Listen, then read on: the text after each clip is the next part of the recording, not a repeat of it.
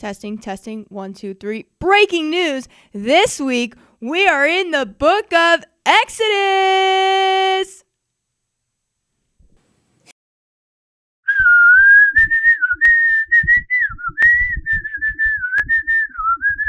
Bible! Last week, we finished Genesis. This week, we're going through the book of Exodus. So, we started out and boom. Oh, man. Let's try this again. All right, the past few weeks, we've been going through the book of Exodus, and here's what we got. We have Abraham. Then there was Isaac. Oh. I don't know if this is going to work. So we have Abraham, Isaac, Jacob. And Jacob had not 1, not 2, not 3, not 4, not 5, not 6, not 7, not 8, not 9, not 10, not 11, but 12 sons, which later became the 12 tribes of Israel. Then there was this guy named Joseph.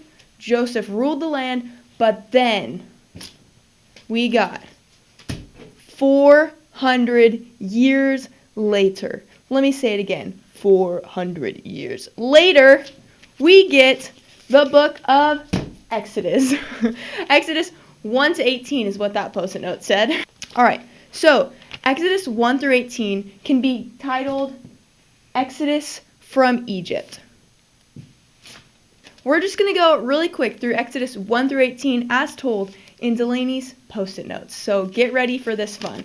So we start out in Exodus 1, and this is a really super accurate historical drawing of Pharaoh, and this was really sad. There was a lot of Israelites at the time, and Pharaoh decided to kill them all. So there we go. Kind of sad. Next, we have Exodus 2. Exodus 2, we find Moses. Moses was a prophet. So we get Moses, and because Pharaoh was killing all the babies, Moses' mom puts him in a basket and sends him in the Nile River. She was kind of she just sent her baby in the river, had no idea what was going to happen, and then boom, this is Pharaoh's daughter right here that you can't really see, but just trust me on that. Then we have Moses in the river, and then Moses grows up in the palace, and then boom, he kills someone and then escapes to Medina. Or Midian, I can't remember the name. Then, boom. Oh, but first, I have a Bible verse to read.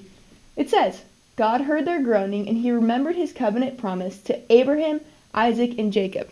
Remember those people in Genesis? Then he looked down on the people of Israel and knew it was time to act.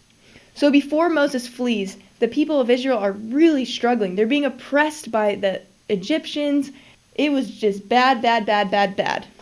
Then we get Exodus 3. Here's Moses, his staff, and a burning bush, and boom! The burning bush was Yahweh, God, speaking to Moses, and he said this, I am the God of your father, the God of Abraham, the God of Isaac, and the God of Jacob. That happened at the burning bush.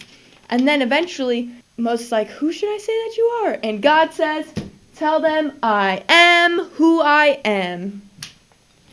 Then we have Exodus 4. Moses, now, he's old with a beard. Kind of looks weird in this photo, but it's a great drawing. And he goes to Egypt. Then, Exodus 5. Moses and his brother Aaron, they're walking to the palace, and the Pharaoh is no longer the Pharaoh that was there when Moses lived in the royal palace, but is now this random Pharaoh right here with his little hat and chair. And Moses and Aaron go and say, the Lord, the one who said, I am who I am, says, let my people go. We have Exodus 6, where God tells Moses, tell Pharaoh everything. And Moses says, I can't do it.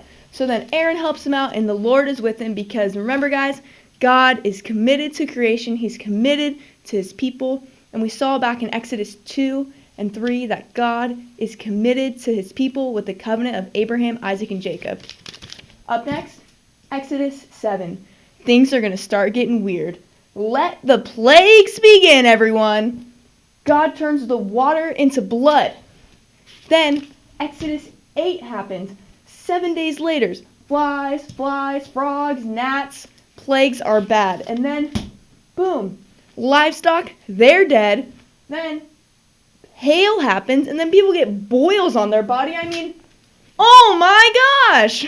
And then we have some more plagues. Exodus 10. There's locusts everywhere and darkness. All right. Then Exodus 11, we get more plagues. So, here's the firstborn son, the secondborn son, the thirdborn son. This plague says, boom, one, you're gone.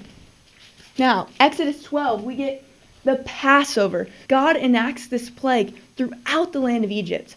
This plague says that the firstborn of every family will die. But he sets apart the people of Israel. He tells them to sacrifice a lamb, take the blood, put it, take the blood. And God says to sacrifice a lamb, take the blood, paint it on top of their door frame, and that the angel of death would pass over them. Hence the term Passover. And this Passover, it's still practiced today among people who practice Judaism. And it was another sign that God was committed to his people. He was committed to enacting his rescue plan through the people of Israel. Exodus 13. God shows up in a form of a pillar of clouds and a pillar of light. So this is day and night. And he leads them out into the wilderness. And then we get Exodus 14. This is where things get crazy. The people of Israel are leaving and Pharaoh's like, ah! And then the people of Israel are like, ah! And then the waters go, ah! Long story short, they make it to the wilderness. Then Exodus 15 is super awesome because there's this really great song of deliverance and they're like, woo, the Lord has freed me. I'll spare you from my singing, but that's why we have these music notes here. And then Exodus 16. The Lord is faithful, even though they're traveling in the wilderness and they're like, I have no idea what's happening. God provides with manna and quail.